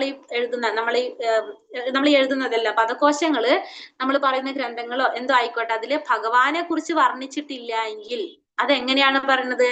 കാക്കകളുടെ തീർത്ഥാടന സ്ഥലം പോലെ ആയിരിക്കും എന്നാ പറയുന്നത്. കാക്കകളുടെ തീർത്ഥാടന സ്ഥലം പോലെ, അല്ലെങ്കിൽ കാക്കകൾ കുളിക്കുന്ന സ്ഥലം പോലെയാണെന്നാ കരുതുന്നത്. അതിൽ ആർക്ക് താല്പര്യം ഉണ്ടാവില്ല? അവിടെ പുണ്യാത്മാക്കൾക്ക് അല്ലെങ്കിൽ മഹാത്മാക്കൾക്ക് അവിടെ ഒരു ആനന്ദം ഉണ്ടാവില്ല.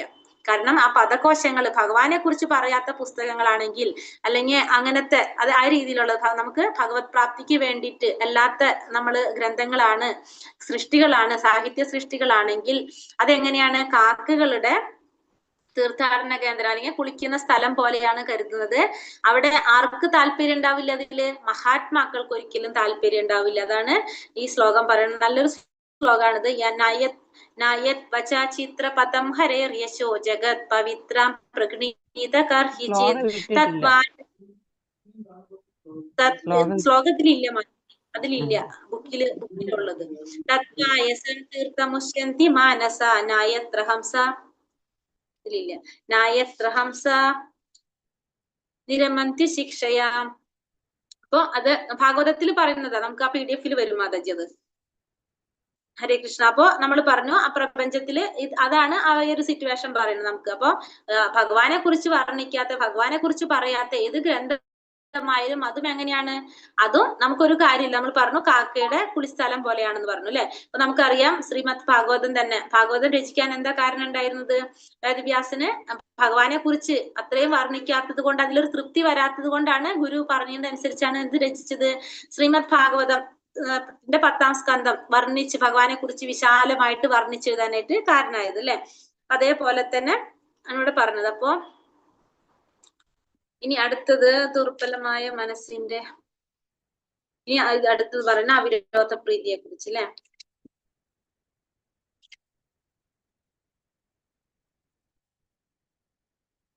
ദുർബലമായ മനസ്സിന്റെ ക്ഷോഭങ്ങളെ പറ്റി പ്രസ്താവിക്കുന്നതാൽ അവ രണ്ടും 2 തരത്തിലാണ്. അവിരോധ പ്രീതിയും വിരോധയുക്ത ക്രോധവും. ഒരിക്കലും നിരോധമല്ലാത്ത തടസ്സമല്ലാത്ത രാഗമാണ് ഒന്നാമത്തത്. നൈരാശ്യം നിമിത്തമുള്ള ക്രോധമാണ് രണ്ടാമത്തത്. മായാവാദ തത്വചിന്തയിൽ ഒട്ടിപ്പിടിച്ചു നിൽക്കൽ, കർമ്മവാദികളുടെ മതമനുസരിച്ചുള്ള കർമ്മഫല വിശ്വാസം, ഭൗതിക അഭിലാഷ പൂർത്തിക്കായി നിർവഹിക്കപ്പെടുന്ന പരിപാടികളിൽ വിശ്വാസം, ഇവയെല്ലാം അവിരോധ പ്രീതിയിൽ ഉൾപ്പെടുന്നു. അപ്പോ ഇവിടെ ആ ഒരു പാരഗ്രാഫ് വായിക്കാവോ മാതാജി? ദുർബലമായ മനസ്സിന്റെ പ്രക്ഷോഭങ്ങളെ പറ്റി പ്രസ്താവിച്ചിരിക്കുന്ന 10ാമത്തെ പേജ്.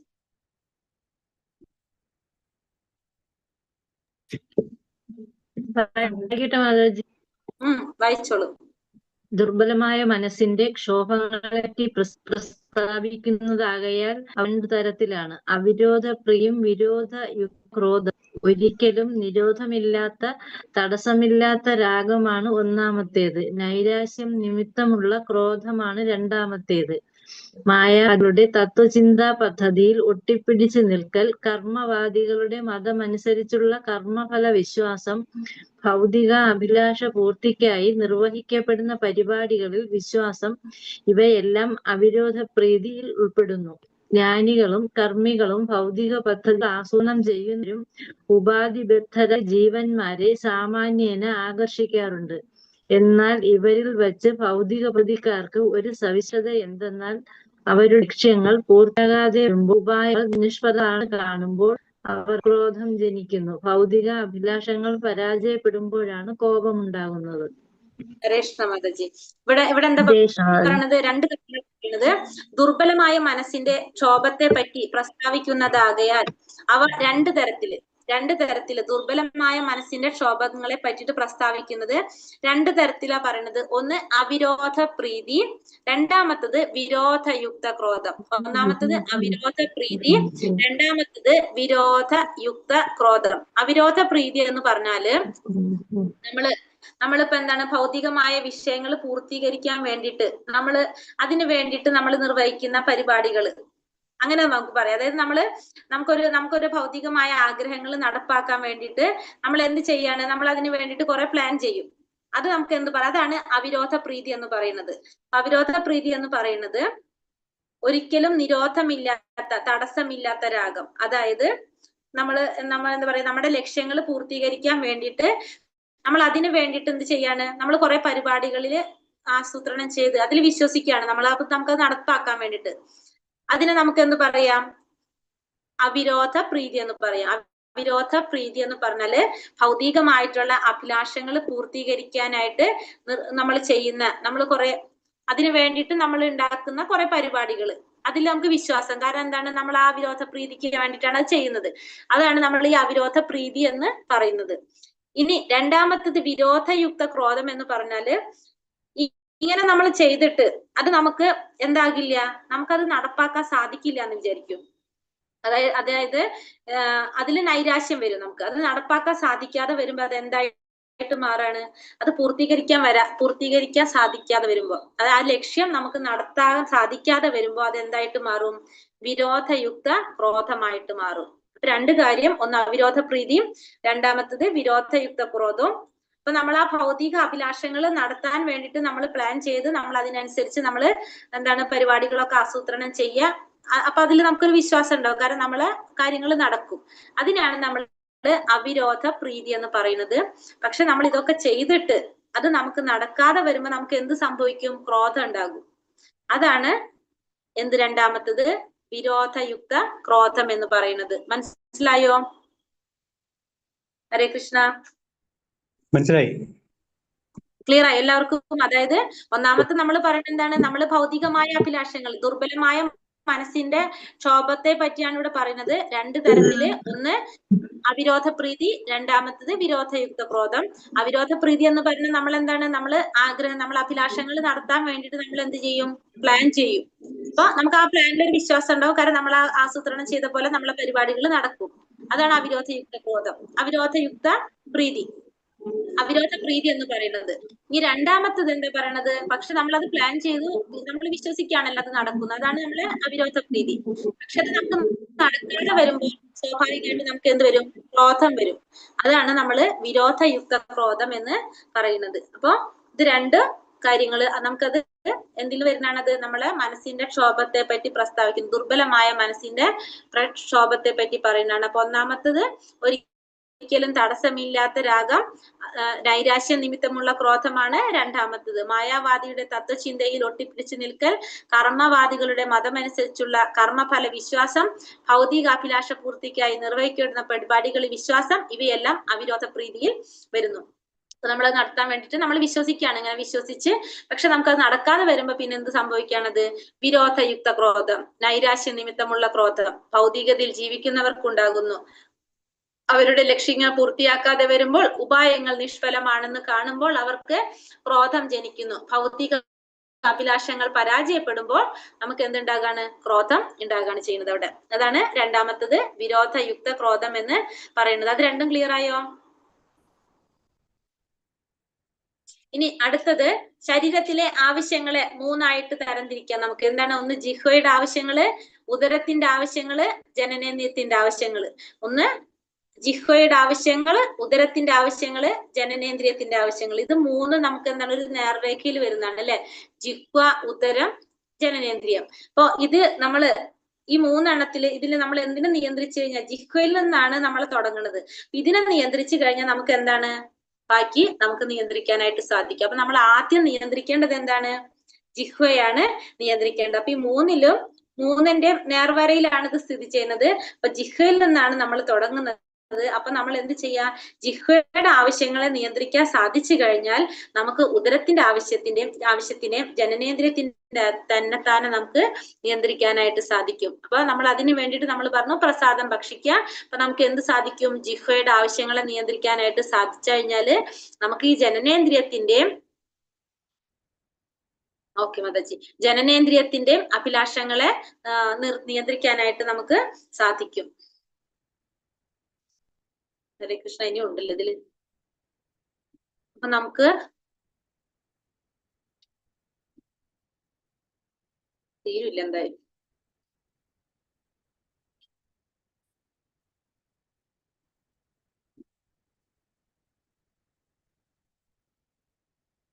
എന്തായാലും ഒന്നും തീരില്ല. കുറച്ചും കൂടി ഉണ്ട് സ്ലൈഡ്. അപ്പൊ നമുക്കിന്ന് നാളേക്ക് എടുക്കാം ബാക്കി. അപ്പൊ നമ്മളിന്ന് എന്തൊക്കെയാ നമ്മളിന്ന് കണ്ടത്? ഹരേ കൃഷ്ണ. അപ്പൊ നമ്മളിന്ന് ഇപ്പൊ എന്തൊക്കെ പഠിച്ചു? നമ്മള് ക്രോധം എങ്ങനെ നിയന്ത്രിക്കാം, പിന്നെ രസനത്തിന്റെ എങ്ങനെ നിയന്ത്രിക്കാം, ക്രോധം മനസ്സിനെ എങ്ങനെ നിയന്ത്രിക്കാം, ഈ മൂന്ന് കാര്യം. കൃഷ്ണൻ സൂര്യനെ പോലെയാണ്. കൃഷ്ണ സൂര്യനെ പോലെയാണ്. ഒരു മിനിറ്റ് ചോദ്യം നോക്കിയിട്ട് അപ്പൊ അത് പറഞ്ഞു പോവാലോ. ഇന്നലെ ഇതുവരെ നോക്കിയത് ഭാഷണശക്തി, മനസ്സിന്റെ ചാഞ്ചല്യത്തെ എങ്ങനെ നിയന്ത്രിക്കാം എന്നുള്ളതാണ് ഇന്ന് വരുന്ന ക്വസ്റ്റ്യൻ അല്ലേ? ആണോ? ഭാഷണശക്തി ഇന്നലെ പറഞ്ഞോ? പറഞ്ഞു മതി. എട്ടാമത്തെ മനസ്സിന്റെ ചാഞ്ചല്യം തൊട്ടാ പറയണ്ടേ. ഓക്കെ. മനസ്സിന്റെ ചാഞ്ചല്യത്തെ എങ്ങനെ നിയന്ത്രിക്കാൻ സാധിക്കുക?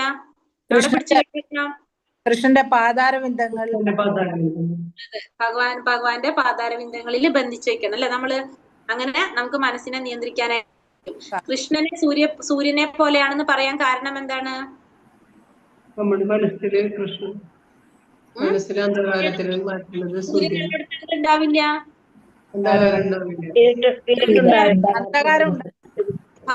ഭഗവാൻ ഉണ്ടെങ്കിൽ എന്തുണ്ടാവില്ല? ഉള്ളപ്പോൾ അന്ധകാരത്തിന്റെ പ്രശ്നം ഉദിക്കുന്നില്ല. മായയുടെ പ്രശ്നം ഉദിക്കുന്നില്ല. ഉണ്ടാകില്ല. മായ ഉണ്ടാവില്ല, അന്ധകാരം ഉണ്ടാവില്ല. അപ്പൊ സൂര്യനുള്ള സ്ഥലത്ത് നമുക്ക് അന്ധകാരം ഉണ്ടാവില്ല. അതുപോലെ തന്നെ മായ ഉണ്ടെങ്കിൽ കൃഷ്ണൻ ഉണ്ടെങ്കിൽ അവിടെ ഇല്ല, മായ ഉണ്ടാവില്ല അല്ലെ. അടുത്തത് കോപത്തെ എങ്ങനെയാണ് നിയന്ത്രിക്കാൻ സാധിക്കുക? ഏത് സമയത്ത് ഒരാൾക്ക് കോപം പ്രകടിപ്പിക്കാം? കോപത്തെ എങ്ങനെ നമുക്ക് നിയന്ത്രിക്കാം?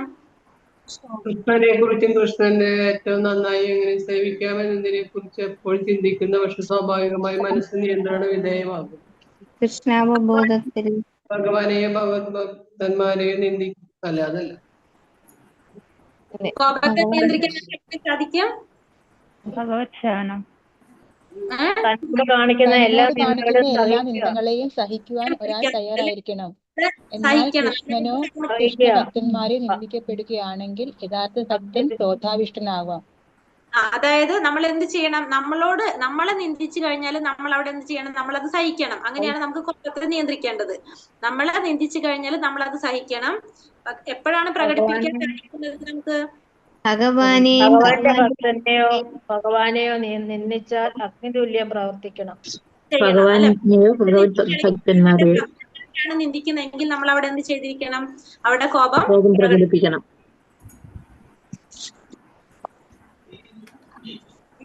ഭഗവാന്റെ സേവനത്തിന് ഭഗവാനെയും ഭഗവത് ഭക്തന്മാരെ നിന്ദിച്ചാൽ അവിടെ കോപം പ്രകടിപ്പിക്കണം. അടുത്തത് ഭഗവാന്റെ സേവനത്തിന് കോപത്തിന്റെ ഉദാഹരണം എന്തായിരുന്നു? ആരൊക്കെ നമ്മൾ പറഞ്ഞത്?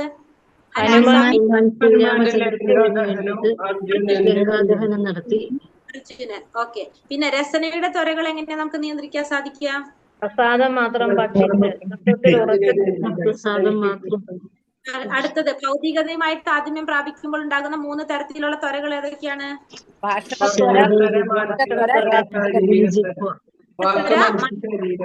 ശാരീരിക ത്വര.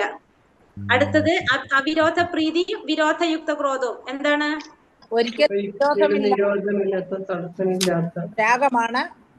അതെ, അതായത് ഭൗതിക അഭിലാഷങ്ങൾ നടത്താൻ വേണ്ടിയിട്ട് നമ്മൾ പ്ലാൻ ചെയ്ത് വെക്കുക അല്ലെ. അതാണ് നമ്മളെ വിശ്വാസം. നമ്മൾ ആ പ്ലാൻ ചെയ്തനുസരിച്ച് നടക്കുന്നത്. അതാണ് അവിരോധ പ്രീതി. വിരോധയുക്ത ക്രോധം എന്ന് പറഞ്ഞാലോ അത് നമുക്ക് ഉണ്ടാകുന്ന അതാണ് വിരോധയുക്ത ക്രോധം. ശരീരത്തിലെ 3 ആവശ്യങ്ങൾ ശ്രീല ഭക്തി വിനോദ ഠാക്കൂർ ആവശ്യങ്ങൾ, ഉദരത്തിന്റെ ആവശ്യങ്ങൾ, ജനനേന്ദ്രിയത്തിന്റെ ആവശ്യങ്ങൾ, അതല്ലേ 3 തരത്തിലുള്ള ആവശ്യങ്ങൾ ഏതൊക്കെയാണെന്ന് പറഞ്ഞത്?